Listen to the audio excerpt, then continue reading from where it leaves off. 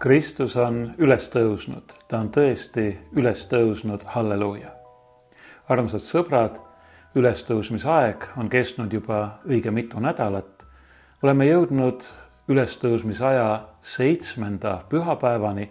See on pühapäev, mis jääb Kristuse taevasse minemise püha ja nelipüha vahele. Selle pühapäeva ladinakeelseks nimetuseks on exaudi. Eesti keeles tähendab see kuule või võta kuulda ja see nimi pärineb selle pühapäeva vanakiriklikust algussalmist, mis kõlab nõnda. Kuule, issand, mu häält, kui ma hüüan su poole. Halleluuja. Sulle ütleb mu süda, ma otsin su palet. Sinu palet, issand, ma otsin. Ära peida oma palet mu eest. Halleluuja, halleluuja. Ülestõusmisaja 7. pühapäeva teemaks on kahtlemata püha vaimu ootus. Täpselt nii, nagu sobib Kristuse taevasse minemise püha ja nelipüha püha vaimu väljavalamise päeva vahelisse aega. Enne oma taevasse minemist ütles Jeesus oma jüngritele, me leiame need sõnad apostlite tegude raamatu algusest. Te saate väe pühalt vaimult, kes tuleb teie üle ja te peate olema minu tunnistajad Jeruusalemmas ja kogu Juuda ja Samaaria maal ning ilmamaa äärteni. Sellise tõotuse andis Jeesus oma jüngritele ja püha Luukas ütleb meile, sealsamas apostlite tegude raamatu 1. peatükis, et kui Jeesus oli läinud üles taevasse, siis läksid apostlid tagasi Jeruusalemma ja olid seal iga päev ühel meelel palves. Palves oodates selle tõotuse täitumist. Sellest samast tõotusest, selle sama püha vaimu tulemisest, selle jumaliku väe tulemisest ülalt kõrgelt kõneleb ka meie tänane evangeelium, milleks on taas üks lõik Jeesuse hüvast jäetu sõnadest jüngritele viimasel õhtusööma ajal. Me oleme neid lõike kuulnud ka eelnevatel pühapäevadel. Seekord on selleks mõned valitud salmid Johannese evangeeliumi 15. peatüki lõpust ja 16. peatüki algusest. Need salmid, need Jeesuse sõnad kõlavad nõnda. Kui tuleb lohutaja, kelle ma teile isa juurest saadan, tõe vaim, kes lähtub isast, siis tema tunnistab minust. Ja teiegi tunnistate, sest te olete olnud minuga algusest peale. Seda ma olen rääkinud teile, et te ei komistaks. Nad heidavad teid kogudusest välja. Jah, tuleb tund, mil igaüks, kes teid tapab, arvab end Jumalale teenet osutavat. Ja seda nad teevad, sest nad ei ole ära tundnud ei isa ega mind. Kuid seda olen ma teile rääkinud, et kui see tund tuleb, siis tuleks teile meelde, et mina olen seda teile öelnud. Seda ma ei öelnud teile kohe alguses, sest ma olin koos teiega. Niisiis Jeesus annab tõotuse saata oma jüngritele isa juurest tõe vaim, keda ta nimetab siin ka lohutajaks. Võiksime küll kasutada selle kreekakeelse sõna tõlkimiseks, mida siin kasutatakse. Kreeka keeles on see paraklitos. Mitmeid muid eestikeelseid vasteid peale lohutajagi. Näiteks vanemates eestikeelsetes piiblites öeldakse lohutaja asemel trööstija. Aga ma pean ütlema, et minule endale meeldiks siinkohal kasutada ühte teist sõna ja nimelt eestkostja. Seda sõna võiks tõlkida aga ka eestkõneleja või näiteks advokaat. Nii see sõna ongi tõlgitud ladina keelde ja näiteks ka mõnedes ingliskeelsetes piibliväljaannetes tarvitatakse sõna advokaat. Jeesus saadab püha vaimu kui lohutaja, trööstija, advokaadi, eestkostja, kes tuleb selleks, et anda temast tunnistust. Nii ta siin ju ütleb, et tema tunnistab minust. Aga Jeesus lisab, et püha vaim ei tunnista mitte üksi, vaid ka teie tunnistate. Püha vaim kasutab selleks, et Jeesusest tunnistust anda tema jüngreid. Meid, kõiki neid, kes Jeesusesse usuvad. Ja selleks peavad nad jääma kindlaks ja ustavaks ka siis, kui neid rängalt taga kiusatakse. Selle tunnistuse sisuks, mida püha vaim annab, mida annavad Jeesuse jüngrid, mida andma oleme kutsutud kõik meie, on evangeelium, see tähendab hea sõnum või rõõmusõnum Jeesusest Kristusest kui Jumala ainusündinud pojast, kes on saanud inimeseks, kes on meid oma püha elu, ka oma kannatuste, surma ja ülestõusmisega lunastanud, kes on toonud meile pattude andeks andmise, kes on võitnud meile kätte igavese elu lootuse. Ta on tulnud meie pärast, selleks, et meie ei hukkuks, vaid võiksime pärida igavese elu, lõpmatu õnne ja rõõmu oma isa juures taevas. See on püha vaimutunnistuse sisu, see on meie kõigi kristlaste usu ja tunnistuse sisu, see on ka evangeeliumi sisu, see ongi see tunnistus, mida me kõik oleme kutsutud andma. Aga vaatame seda tänast evangeeliumi, mida me ennist kuulsime, veidi lähemalt, algusest peale. Nagu öeldud, kohe selle alguses kinnitab Jeesus oma jüngritele, et ta saadab püha vaimu, ta nimetab teda ka tõe vaimuks. Ta saadab selle vaimu isa juurest kui lohutaja või trööstija või nii nagu ma ütlesin, eestkostja. Seda sama sõna eestkostja või paraklitos kasutab apostel Johannes oma esimeses kirjas Jeesusest endast kõneldes. Nimelt julgustab ta meid seal nõnda. Kui keegi patustab, siis on meil eestkostja, paraklitos, eestkostja isa juures Jeesus Kristus, kes on õige ning tema on lepitusohver meie pattude eest. Kuid mitte üksnes meie, vaid ka terve maailma pattude eest. Tema on meie eestkostja või eestkõneleja või advokaat, aga tegelikult on ta palju enam. Ta on lepitusohver meie pattude eest. Meie oleme kui süüalused, aga tema on astunud meie asemele. Tema on võtnud meie patud, meie süü ja meie karistuse enda peale. Ta on surnud meie eest selleks, et meie oleksime vabad nii patust, kurjast kui ka surmast. See ongi evangeeliumi keskne tunnistus. See ongi see rõõmusõnum, mille me oleme usus vastu võtnud ja mida me kuulutame. Jeesus Kristus on lepitusohver nii meie kui terve maailma pattude eest. Tema on meie eestkostja.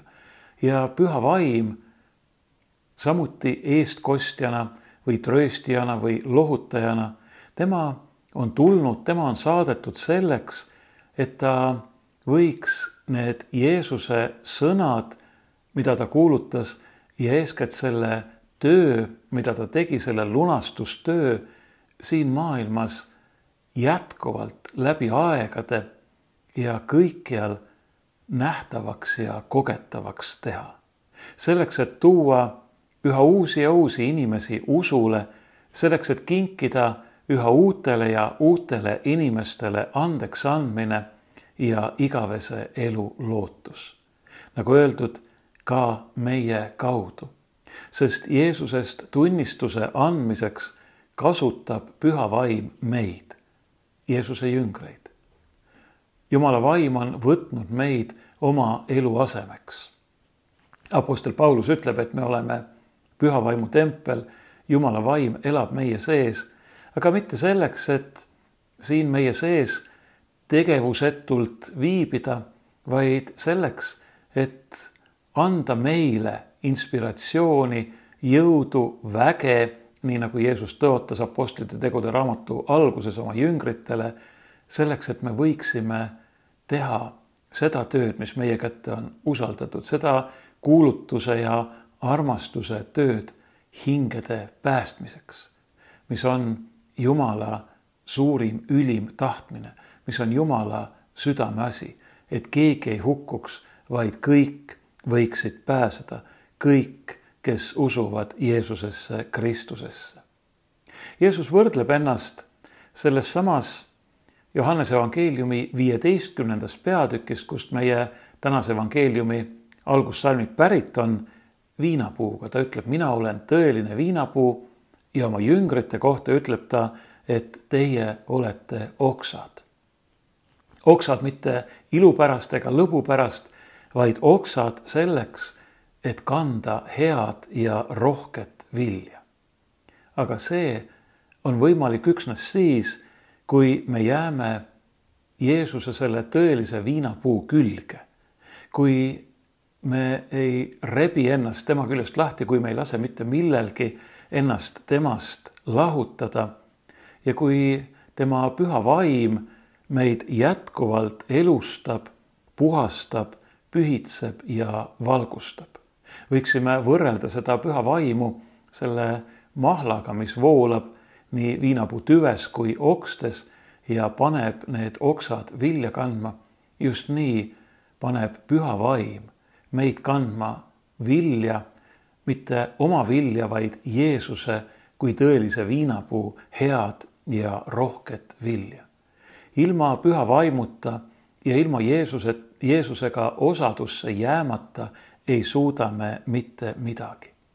Aga kui me jääme temasse ja kui tema Püha Vaim meid jätkuvalt täidab ja meie sees head tööd teeb, siis me kanname vilja. Siis suudame ka meie anda ustavalt tunnistust, kas või kuni surmani. Nii nagu Pühakiri ütleb, ole ustav surmani, siis annan ma sulle pärjaks elu. Ainult Jeesusesse jäädes, ainult Püha Vaimu väes me võime anda sellist tunnistust, mis toob igavese elu meile ja teistele, neile, kes seda tunnistust kuulevad. Kui me jääme ustavaks, kas või kuni surmani, selleks, et saada pärjaks igavene elu. Seda, et Jeesuse jüngrid peavad arvestama surmaga või vähemalt tagakiusamise ja kannatustega. Seda ütleb Jeesus meile tänases evangeeliumis samuti väga selgelt. Tuletame meelde. Nad heidavad teid kogudusest välja. Siin on mõeldud eeskätt juutide kogudust ehk sünagoogi. Aga see on isegi see kergem variant, sest et Jeesus lisab, jah, tuleb tund, mil igaüks, kes teid tapab, arvab end Jumalale teenet osutavat. Nii oli see esimeste kristlaste puhul, tuletame meelde, isegi apostel Paulus enne oma pöördumist, siis kui ta kandis veel nime Saul või Saulus, oli äge kristlaste tagakiusaja ja ta tegi seda oma parima äratundmise järgi. Ta tegi seda justkui Jumala nimel, õige usu nimel. Ka tema arvas, et ta teeb sellega Jumalale mingit teene või et ta teostab seeläbi mingit Jumalale meelepärast ohvri teenistust. Loomulikult oli see kõike muud kui Jumalale meelepärane, aga nii apostel Paulus oma sõgeduses arvas. Ja neid, kes on oma vaimses ja usulises pimeduses kristlasi taga kiusanud, on läbi aastasadade ja tuhandete olnud samuti sadu ja tuhandeid ning sadu ja tuhandeid ja kümneid tuhandeid on olnud neid, kes on ustavalt tunnistust andes pidanud kannatama ja oma elu jätma selleks, et saada pärjaks igavese elu kroon. Muide, sõna tunnistama ja tunnistaja on aluseks ka eesti keeles olevale võõrsõnale märter. Me ütleme eesti keeles selle kohta tihtipeale ka veretunnistaja, aga enamasti arvatakse, et märter on keegi, kes mingite põhimõtete pärast sureb või tapetakse.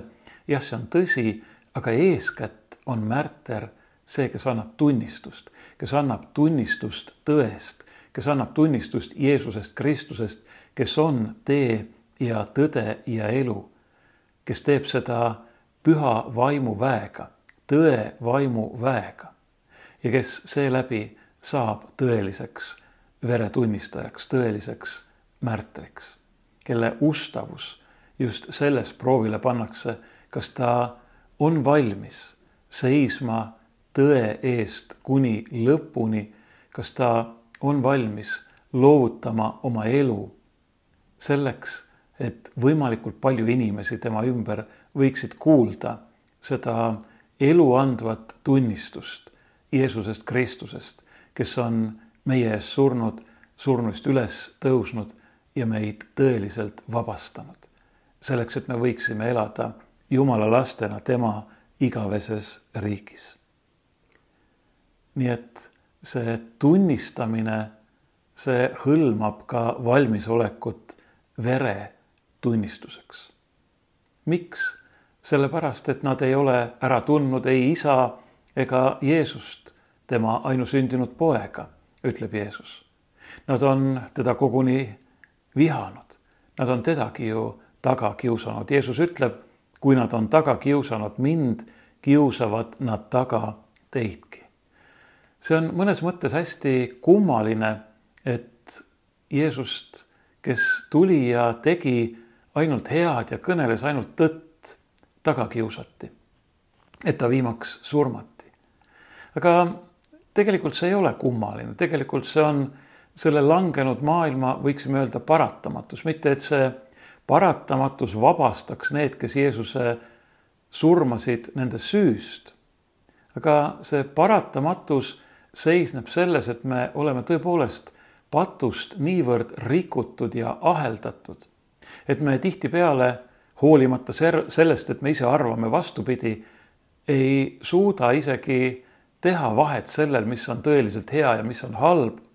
Ja veelgi enam või veelgi vähem me suudame selle järgi käia isegi siis, kui me oleme selle ära tundnud. Head, mida ma tahan, ma ei tee, halba, mida ma ei taha, ma teen. Need on apostel Pauluse sõnad, mis suurepäraselt, väga täpselt iseloomustavad selle langenud patuse maailma tegelikkust. See oli inimeste kurjus, mis ei suutnud taluda Jeesuse pühadust, Jeesuse täiuslikku headust ja armastust. Ja kuigi Jeesuse jüngrid ei kuuluta inimestele midagi muud kui pääsemist ja igavest elu, parimat, mis võib inimestele iial osaks saada, on see ikka läbi kõigi aegade kutsunud esile leebemal juhul pilkeid, aga halvemal juhul tagakiusamist ja tõepoolest Kristuse tunnistajate tapmist ja nendega koos kogu kristliku usu ja rõõmusõnumi hävitada püüdmist. See tundub nii mõistetamatu. Miks peaks kedagi taga kiusama ja vihkama kedagi, kes tuleb, et kuulutada sulle pääsemise võimalust, ainsat tõelist pääsemise võimalust ja pealegi sellist pääsemise võimalust, mis toob sulle sellise elu täiuse, et sa ei kaota mitte midagi, sa ei jää mitte millestki ilma, aga sa võidad kõik. See on mõistetamatu, aga see on paraku tegelikkus. Selle maailma vürst, saatan, on suutnud inimeste meeled niivõrd sõgestada või pimestada, et inimesed ei suuda enam teha vahet sellel, mis on õige ja mis on vale. Ja me näeme seda nii sageli enda ümber. See, nagu ma olen mitu korda öelnud, tundub mulle nii kummaline. Mitte, et ma peaksin teisi inimesi enda ümber kuidagi endast rumalamaks. Ma tunnen seda iseenda puhul samamoodi. Et nii tihti on minu sees mingisugune jõud, mis justkui sunnib mind valima valesti, isegi kui ma tean, et see on vale. Tegema asju, mida ma tean, et ma ei peaks tegema, ning samal ajal tekitab minus sellist teatud vastumeelsust või ütleme paremal juhul laiskust, aga halvemal juhul tõepoolest vastumeelsust nende asjade suhtes, mille puhul ma tean, et need on õiged ja head. Mis asi see on? Vastus on lihtne. See asi ongi patt. See ongi see kuri jõud, see kuri kalduvus meie sees, mille me oleme saanud pärandina kaasa oma esivanematelt. See, mida me nimetame päris patuks, mis lahutab meid Jumalast, headusest, tõest, armastusest. Ja kui me oleme ristitud ja see päris patt on maha pestud ja ka meie isiklikud patud on maha pestud ja andeks antud, siis paraku on meie praegune loomus patust endist viisi niivõrd tugevalt nõrgestatud, et me oleme endiselt kalduvad patule ja vajame pidevalt ja pidevalt Jumala püha vaimu uuendavat, puhastavat, valgustavat ja pühitsevat väge. Mitte ainult temast, Jeesusest tunnistuse andmiseks, vaid ka selleks, et me võiksime elada oma elu nii, nagu on hea ja õige Jumala, meie taevase Isa silmis. Jeesus hoiatab oma jüngreid meie tänases evangeeliumis väga tõsiselt.